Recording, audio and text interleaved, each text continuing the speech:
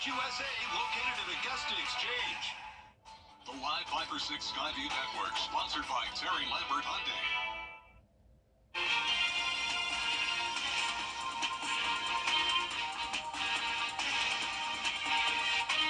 I'll have all those details coming up. Right now at 4:30, the future of President Biden's campaign, the message for the president and the First Lady today. Plus, South Carolina's Attorney General says the Biden administration doesn't have authority to waive student loan repayments, what he's now proposing.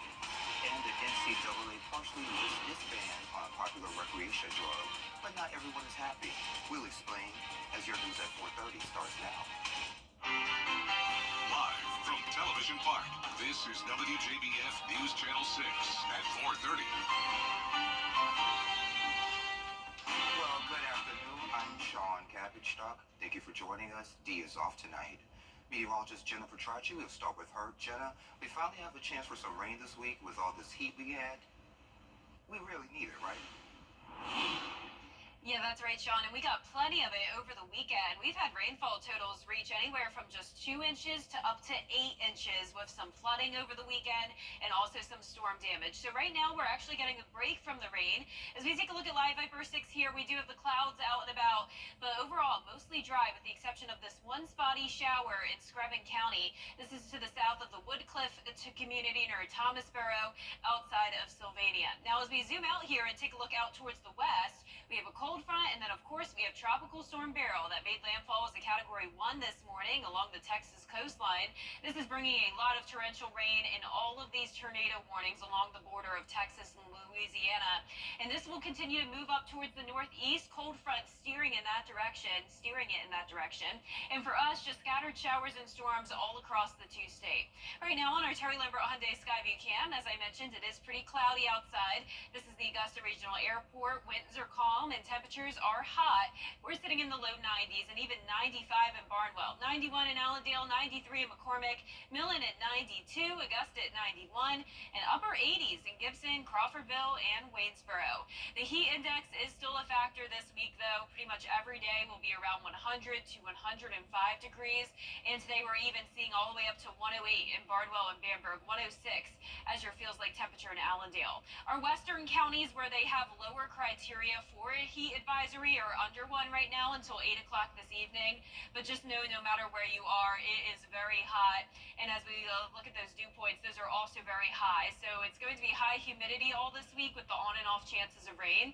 For the rest of our evening, we'll pretty much stay dry with the exception of a few spotty showers, upper 80s by 7 o'clock, and over the next few days around a 30 to 40% chance of rain with the temperatures staying near average. Now coming up, I'll have a look at the futurecast and full 10-day forecast, but back to you, Sean. All right, Jenna, sounds good. Thank you. Today, President Biden sending a South Carolina Attorney General Alan Wilson fighting back against the Biden administration. Today, he filed an emergency application with the U.S. Supreme Court to halt the SAVE student loan repayment plan. The administration's revised plan says borrowers who make less than $32,000 a year will pay nothing toward their loans. It also forgives less than $12,000 for people who made payments for 10 years. All students who want to go to college should have an opportunity to go, and they should be able to pay back their loans. And Wilson says the Supreme Court already ruled that the Biden administration doesn't have the authority to waive hundreds of billions of student loan repayments. The NCAA makes a historic decision to lift its ban on cannabis during postseason and championships. Now the drug will be treated like alcohol. Abby Easterwood spoke with experts about that decision. What you can see is that the budding marijuana industry sparking a recent recommendation to remove pot from the list of banned substances by the NCAA. This is more and more states allow medical or recreational use of the drug. The NCAA Committee on Competitive Safeguards and Medical Aspects of Sports believes testing should be limited to performance-enhancing drugs and found that pot doesn't actually enhance performance. The committee also suggesting cannabis should be approached similarly to alcohol. The NCAA should shift from punitive measures and focus on educating student athletes about the health risks of marijuana. It's been a slow burn for the NCAA when it comes to weed and testing its student athletes. Last year, the organization raised the THC threshold in order for players to test positive. The NCAA would be joining a growing list of sports leagues adjusting its rules regarding marijuana. 2019, Major League Baseball took pot off its banned substance list, and in 2021, the National Football League stopped THC testing during the off-season. The NCAA oversees athletics in about 1,100 schools across the country and Canada. There are more than 500,000 student athletes in Division 1, 2, and 3 that could be impacted. You don't want to give him too many opportunities, then he buries it. And that decision takes effect immediately, and this means that student-athlete penalties for cannabis use will go away. Boeing has agreed to plead guilty to criminal fraud charges tied to crashes of two 737 MAX jets. The company will pay a fine of nearly $250 million and invest more than $450 million in safety. A third-party monitor will oversee this for 3 years. Families of 350 crash victims call it a sweetheart deal. They plan to ask a federal judge to reject it. Heads up if you shop at Target. Target will no longer accept personal checks later this month. Company officials say the new policy will start next Monday, which is July 15th. They cite low numbers of customers using checks. According to the Federal Reserve, personal check usage fell by almost half between 2015 and 2021. Target will still accept most forms of other payments. Is NASCAR pit crew that's breaking the asphalt barrier? Coming up, Judy Wang introduces us to the sport's first black woman to change tires on stock cars. And your average temperatures this week, but the humidity is still very high, along with the chances of showers and storms each day. And as we go into next week, a very similar forecast. I'll have all those details coming up. You and me, we're the best of friends, and we'll stay together till the end. For years, Freddie the Forecaster has been a true friend to our community. We're the best of friends. Enter to win your very own Freddie bobblehead today at WJBF.com. Sponsored by Alpha Insurance. Hamrick's Dynamite. Every day, ordinary people in the CSRA do extraordinary things to serve our community. Each month, News Channel 6 recognizes these outstanding volunteers with the Giving Your Best Award. Do you know an everyday hero who goes the extra mile to help others? Nominate them for the Giving Your Best Award by visiting WJBF.com and filling out the entry form. Sponsored by Science Co., Piedmont Augusta, Security Federal Bank, and News Channel 6. It's TV's biggest morning party, live with Kelly and Mark. The big stars and Are you rooting for me or against me? Weekday mornings at 9 on News Channel 6. Fly direct to Washington, D.C. from Augusta Regional Airport. Hey there, welcome back. NASCAR is known for speed, and crew members are a big part of the team. So Judy Wang introduces us to one pit crew member who's changing tires and representing her community. I wasn't really intimidated at all. You know, if anything, the guys were looking at me and was like, she's not serious, you know, she's not gonna be doing this long. On pit road, she's a barrier breaker. They're like, wait, what, you change tires for NASCAR? You're a professional tire changer? I'm like, yeah. It takes speed, strength, agility. So what's the fastest you've ever changed a tire? So for 5-leg, taking the 5-leg nuts off, my coach timed me at a .85, so under a second. Few women have made the cut. In 2017, Brianna Daniels became the first African-American woman to become a member of a NASCAR pit crew.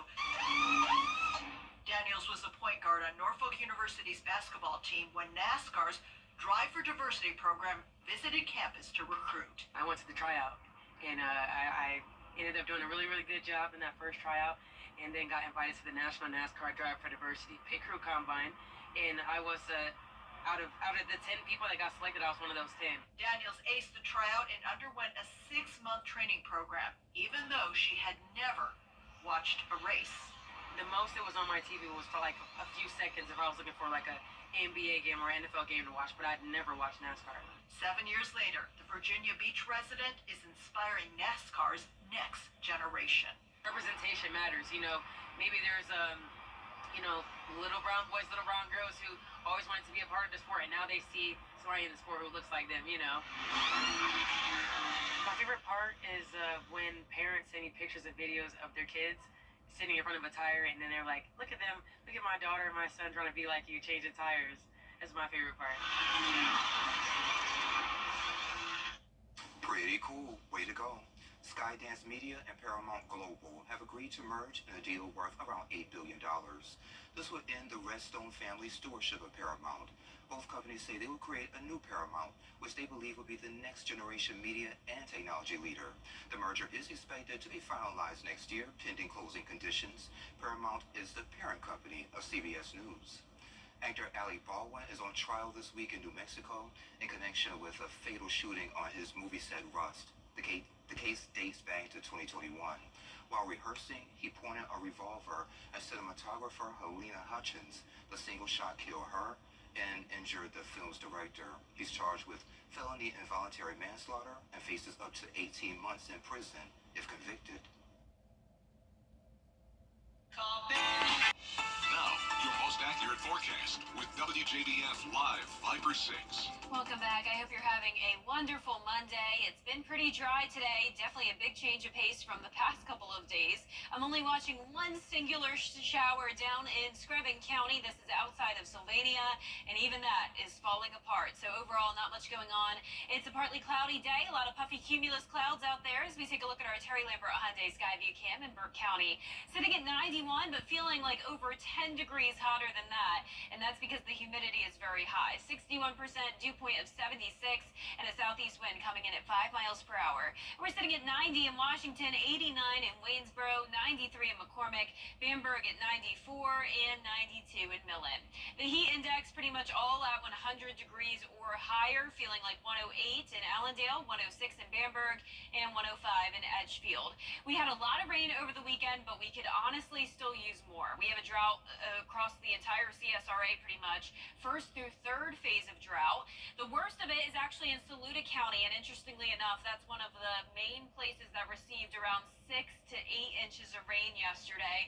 So that was definitely going to help out with that in Saluda County, and we'll have an update to that drought monitor in around a week. There's a lot of tropical moisture out to the west with Tropical Storm Beryl that made landfall in Texas this morning, causing a lot of issues around the Texas and Louisiana border here. Tornado warnings going on now. Beryl is moving off towards the northeast at 16 miles per hour, so that's the good news. It's a fast movement, so it's dumping a lot of heavy rain, very gusty winds, but it's moving out of here very fast. So Houston had all the impacts this morning, but they're now actually drying up already. Tropical Storm Beryl will turn into a depression by tonight, and then it will just be a remnant low as it moves all the way across the Midwest and then up to Canada. So we've been talking about Beryl for quite some time, and it's still lasting as that leftover low pressure. Our day planner tomorrow in the mid-70s to start, climbing into the low 90s in the afternoon with hit or miss showers and storms. Very muggy all this week, dew points in the mid-70s, and also some chances of rain. So let's get right into our futurecast now. Tonight at 6 o'clock, other than a stray shower here or there, it will be dry, mix of clear skies and cloud cover here and there. Then as we go into our Tuesday, starting things out dry, and then by the afternoon, a few showers moving in, possibly a few rumbles of thunder and lightning here, not expecting severe weather or any big flooding issue. The storms will be more isolated and brief tomorrow. By 11 o'clock, we'll see more widespread showers down towards the south. Here's a look at Tuesday morning at 8 a.m. You can see the big picture here. We have the cold front that's steering Beryl up towards the northwest, or northeast that is. We'll continue to have this southerly flow ahead of that cold front, keeping the shower chances and the humidity high. Well, if the cold front pushed through our area Wednesday night into Thursday, pretty much a dry front, and then behind it, a northerly wind bringing in even drier air. But then as we go into Friday and the weekend, the front will stall out over us, keeping those rain chances just around 30%. Our lows tonight will be in the mid-70s, muggy, and highs tomorrow will be near average in the low to mid-90s. In our 10-day forecast, showing the chances of rain each day around 30 to 40%, high temperatures staying near average, and then a little bit hotter next week. And we'll be right back. Well, are we ready for this? What's next, Grandma? Hayden, do you want to cut the banana? Okay, let's do it. Look at him. Now comes the best part, the Potbelly ice cream. Oh, that's fun. Hey, how about some chocolate? And some sprinkles.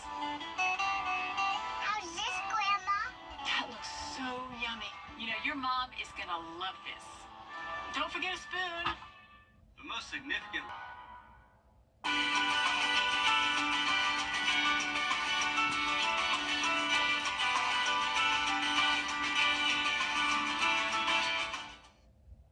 And check this out, a robo-taxi in Phoenix gets a little unruly before a police officer appeals to his better nature. Exhausting. It looks like shit. Are you the windmill? Okay. So Go ahead and disengage real quick. yeah, sure. Yeah.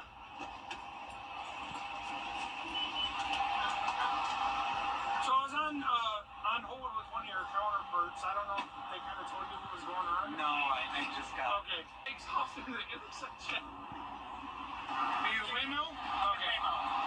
So Go ahead and disengage real quick. yeah, sure. Yeah. So apparently all of this happened last month in Phoenix. A police officer pulled over a driverless vehicle. So apparently the vehicle got confused over some construction zone signs and then ran a red light before driving into oncoming lanes of traffic. It was pulled over thanks to detecting the officer's lights. The officer told the robo-taxi company what happened through a help button. While the company could have been issued a ticket, doing so apparently isn't feasible in this case. Interesting. Well, coming up on News Channel 6 at 5, a suspicious death investigation underway here in Augusta. We'll have reaction, plus more top stories. Weather headlines on WJBF News Channel 6. Brought to you by Hickson Roofing. If your roof needs fixing, call Mr. Hickson.